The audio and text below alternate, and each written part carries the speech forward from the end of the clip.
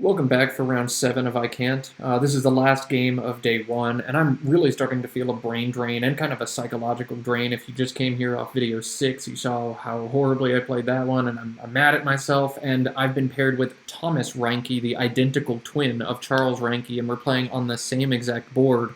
And that's literally the worst thing that can happen when you're having a psychological breakdown about the way you played the previous game. You play somebody who looks just like your last opponent, at the same board as your last opponent.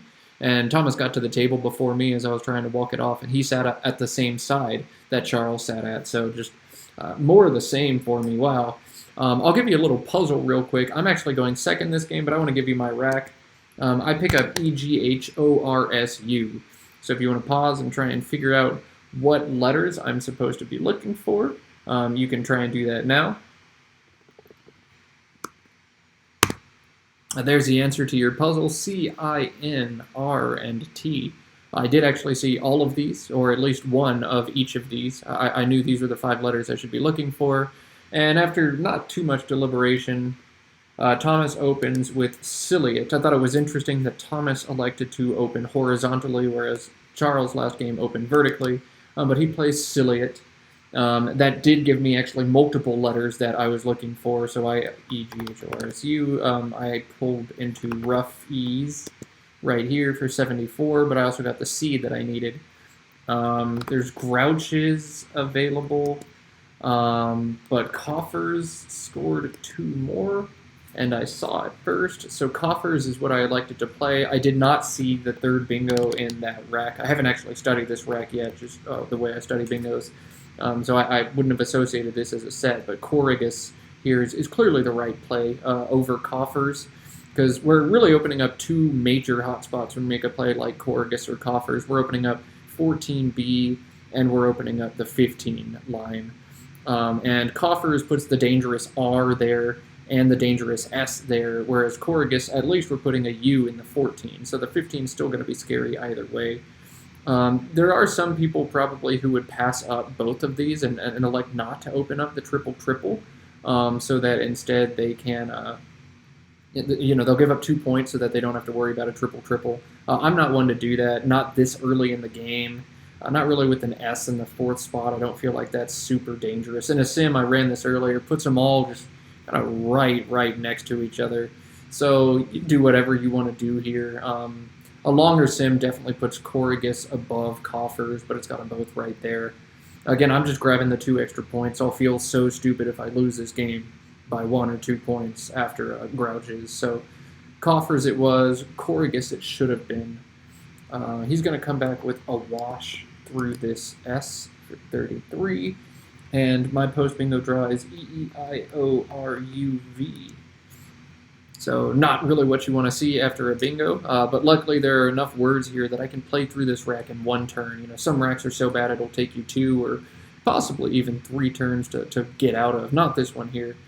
So I saw a couple different options here. I saw Vigor for 20. I saw Vogue for 18. I saw Outvie for 14.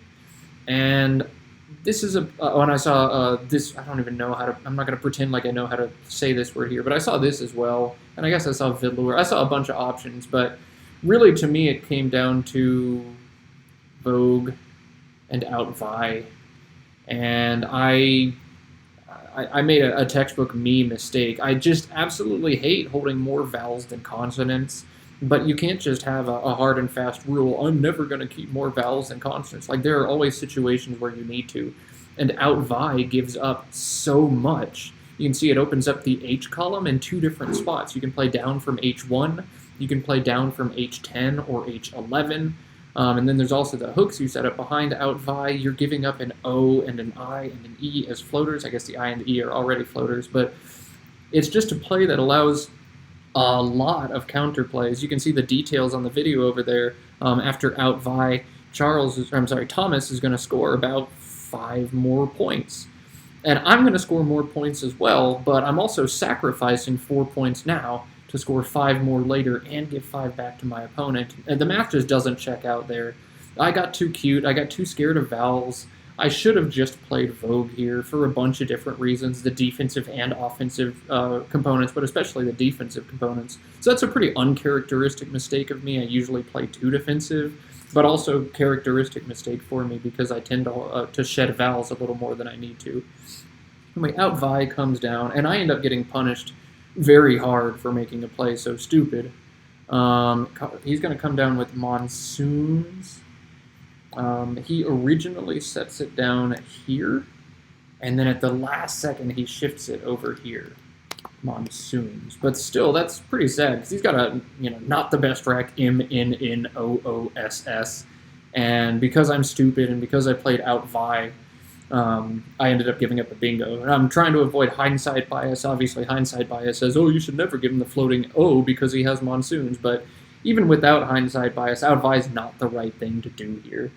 I should have done something better there. So that's on me. I kind of deserve what came to me. EILRRVW is my pull, so ER doesn't really work out for me super well. I've got Wyver here. I've got Wyvers there. Go ahead and grab the extra points. Why not? I'm still in the game. I'm down about 34 and leaving not the best stuff, but I'm still in the game. Thomas is going to drop Claude here for 25, and I pull into EELQRTZ. So this is weird. There's an open U here, but nothing to do with that open U. And I actually found a kind of a gem of a play here, if you want to try and find it as well. Nothing is perfect, but the best option is tweezer. Generally, when you have the Q, you want to play long. The longer you play, the higher your chances of drawing an I or especially a U are. So if you have a Q and no U and no good plays, especially if you don't have an I or an A to go with it, just play long. And tweezers comes down. I actually pulled a hold on tweezer, which absolutely shocked me, but Thomas said he thought it might be one of those things you can only have 2 of, like scissors, it's already pluralized. He thought tweezers might be a sticky S as an A, but it's not. It gave me a little brief heart attack because the Reinkes are very good at their words for the most part, but tweezer is good. He's going to come back with drills down to that S. I was happy to see that because the board is a lot more open after drills than it was before, and I'm sure it just came from him having a bad rack, maybe 2 more low-scoring consonants there, and he just got to play it, but I was happy to see that now I've got a D that I can play to or from to get back. I have got an R and an I can play around with. Very happy to see that. And tweezer opened up another S hook. I've got this R. So the board is nice and open. And if you're going to be down by a bunch of points like I am, you want the board to be nice and open. But if you're down, you don't want to make stupid mistakes. And that's what I'm about to do right here. AEILOQY is my pull after tweezer. I held LQ, picked up AEIOY, and for whatever reason, I just got too fixated on pulling, or getting rid of the vowels. I saw QUAY here. You generally look for open U's when you have the Q, and I just completely whiffed on QI. And that's just so unfathomably stupid. But like I said, it's a long day, 7 games of Scrabble in one day against top-rated players in the country or in the world. It's tough. QI is obviously a better thing to do, and I think any 600 rated player could see QI for 33 points, and yet I, for whatever reason, missed it. I wish I played QI. No, I played QUAY right here. So horrible, horrible play by me, and I deserve what's going to happen to me in the rest of this game. Thomas plays Joram here, so simultaneously he scores a bunch of points, and he knocks out my fun little tweezers bingo line. I'm pretty sad to see that happen. And things are starting to look pretty grim for me in this game, especially because I pick up BEIIILO. Man, if only there was a way for me to play off an I last turn so I wouldn't have triple I's this turn. Oh, wait, there was, and I missed it. So I deserve this. But I was just so confused about what to do with this turn in specific. I've got the D, and I've got the R, and I've got this R, so the board is still open, but I still feel compelled, given the score deficit I have. I still feel compelled to try and open up the board more. And so I tried to look for plays, like bio or something over here, OBI, OI here. I was looking for almost anything that would open up the board, but everything I did just gave easy, obvious blocking plays back to Thomas, and that's not what you want to do.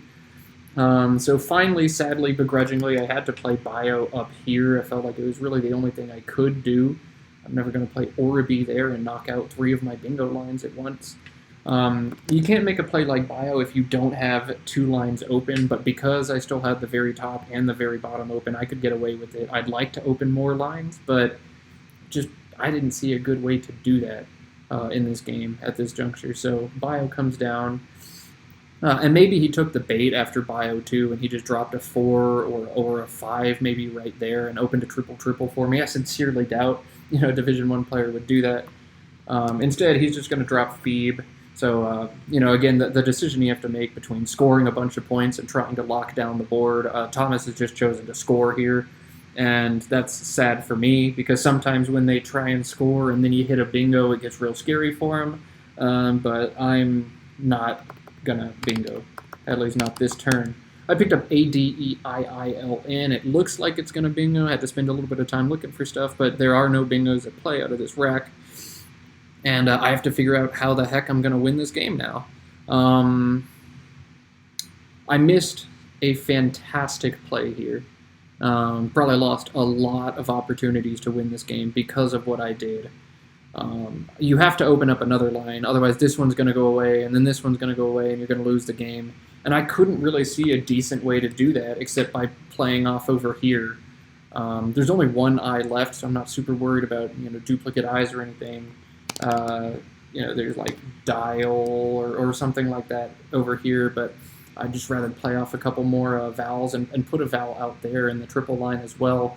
So I went with this. I really still have no idea how you're supposed to play a turn like this, but this play over here, 11A, is absolutely what you've got to do because that opens up a 3rd bingo line and it scores 29, so it puts scoring pressure on. He can't, drop OF right here or something and start blocking up the board like that. He's still got to score some, especially with the X unseen and the possibility of OX here for almost 60 points.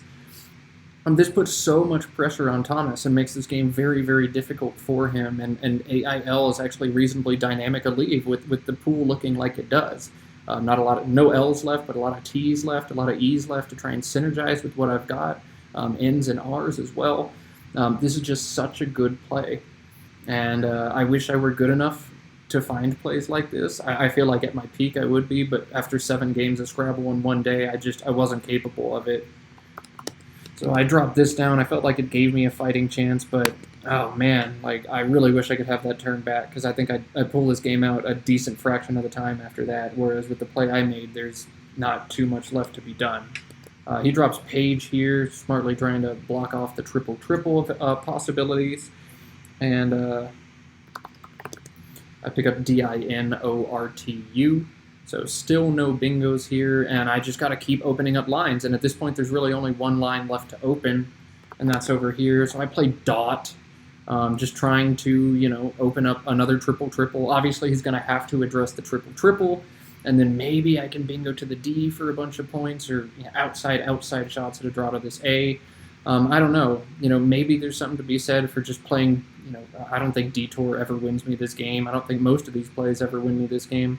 If I am going to make a play like that, I have to at least leave possibilities for OX here to try and score. I don't really know what I'm supposed to do in this situation. I really messed up the previous turn, not playing DEIGN, and that's why I'm in this mess. Scrabble feels like that a lot. A lot of the time, if you're in a bad situation, it's because you put yourself there with mistakes 2 or 3 or 4 turns ago.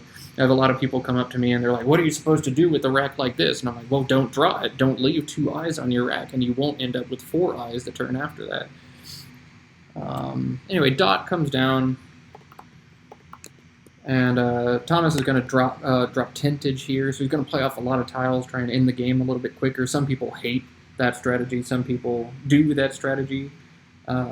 I don't do it too often unless there's blanks unseen. And I was really sad to see Tentage come down because I finally picked up the X for OX right there, and I could no longer hit it. So I decided to drop OK here and just see if maybe the X will lead to some points next turn and I can try and sneak back in, but I'm basically dead at this point. The only other thing I could do on the OK turn is maybe just exchange a bunch of tiles and try and bingo, but even then I don't see that winning the game too often for me. Thomas finally decides to block the lines up here with Turfy, And this is one of the sadder things that happened in the tournament. My rack was the opposite of this. I had EIINRRX, and the unseen pool is ADENPST blank. And when you're in a situation like this, basically you have to think to yourself, how do I win? The only way I win is if the blank is in the bag and I'm going to draw it. So what are things I can do if I draw the blank? And I'm like, ooh, well, maybe if I play rig right over here, then I can draw some kind of play with the blank and hit like trig or something. You know, maybe an NEXT might be a good amount of points over there. Except then I saw that rig gives up a bingo every single time, because even if the blank is in the bag, he still has pedants and trig for a bunch of points. So it's like, you know, there's not even a way for me to get cute and try and win this game. So finally, I just decided, whatever, I'm going to drop Zurich here and just lose. And that's what I do. And as luck would have it, the blank was actually in the bag, and Quackle had me draw the blank too here, just strangely. So that was sad. He's going to drop taxed up here for 42. And with INR blank, you think you can score a lot of points. You actually can. I didn't see those possibilities, so I just dropped Bryn right up here for 8 and lost this game. Definitely wish I could redo some stuff. This was a game of I make a couple key mistakes, and I just got absolutely burned on both of them. You saw in round 6, I made a couple big mistakes, and I never got burned on them. So sometimes Scrabble giveth, and then sometimes Scrabble taketh away. It feels fine to make mistakes and lose a game because of them, though. I'm mad at myself, but so it goes. I really wish I could have Out Vi back and make that Vogue instead. I really wish I could have this Q play back, because I ended up with triple I's next turn, and I could have definitely used those 9 points. And then absolutely this turn here, if I find the DEIGN, like, this is a totally different game that I have a shot in. So made some bad moves and got burned. But I'm 4-3 after day 1, and my goal was really just to try and go 4-3 every day and see where that takes me. So I'm feeling okay. I don't feel like I've made any monumental mistakes. Actually, I did. You know, looking back doing this video series, I saw that I made some pretty bad mistakes, but I'm feeling psychologically okay after day 1. I'm 4-3. I'm doing fine.